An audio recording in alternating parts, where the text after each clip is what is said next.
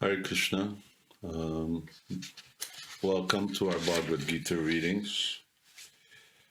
Today, I'm a bit melancholy. One of my good friends from London, where I lived for 25 years, has succumbed to COVID-19, and because he was 77 years old, he was a really sincere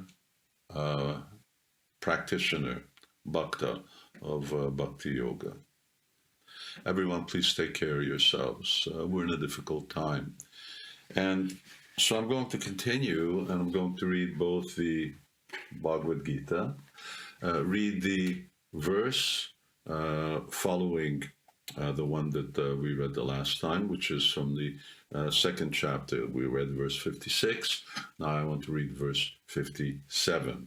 And I'll read both the Sanskrit translation as well as the purport.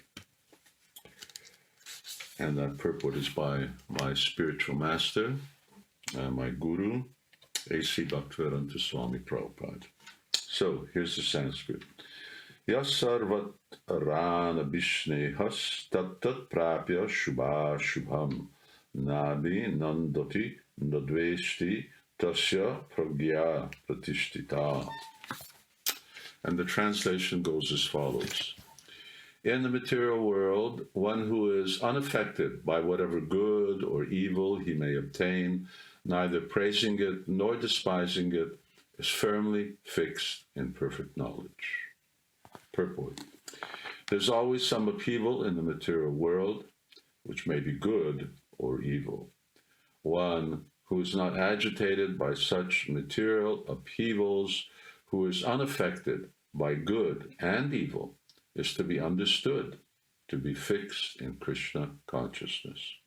As long as one is in the material world, there is always the possibility of good and evil, because this world is full of duality. But one who is fixed in Krishna consciousness is not affected by good and evil, because he's simply concerned with Krishna, who is all good, absolute. Such consciousness in Krishna situates one in a perfect transcendental position called technically samadhi. Very relevant to our world today. We are certainly in a time of suffering. Picture yourself in a boat, and there's a storm. The waves are rocking back and forth violently.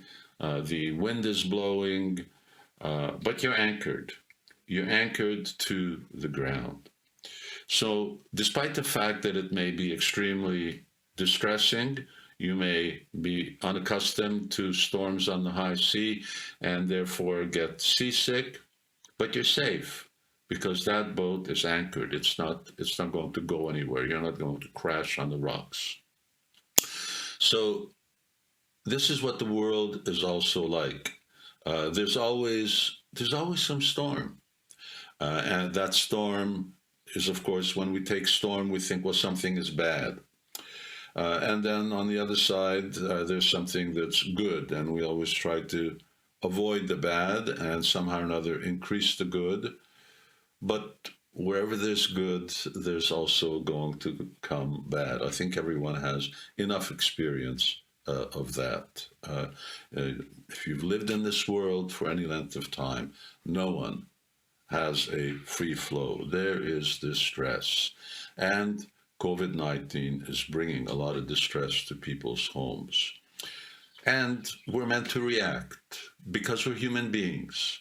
But aside from reacting as human beings, we can't overreact. We should recognize, yes, this is the inevitable flow of events, the inevitable flow of things within the world. And how do we therefore maintain our stability? How do we maintain our sanity? Well, the best way to do that is by anchoring to that which doesn't change.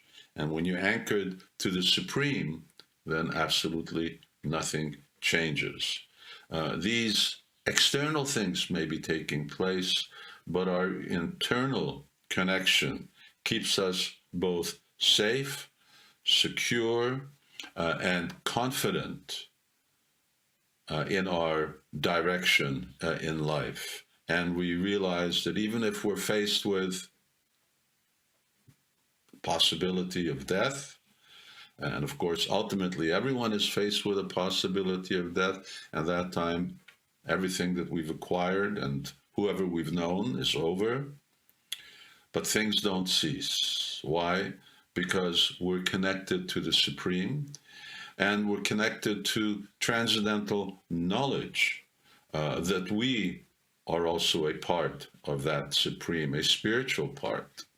And that spiritual part never dies.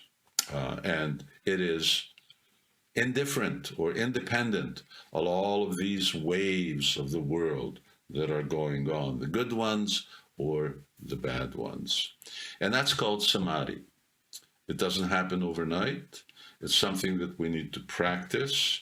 But when we practice being in this type of consciousness, then that is called being in perfect knowledge.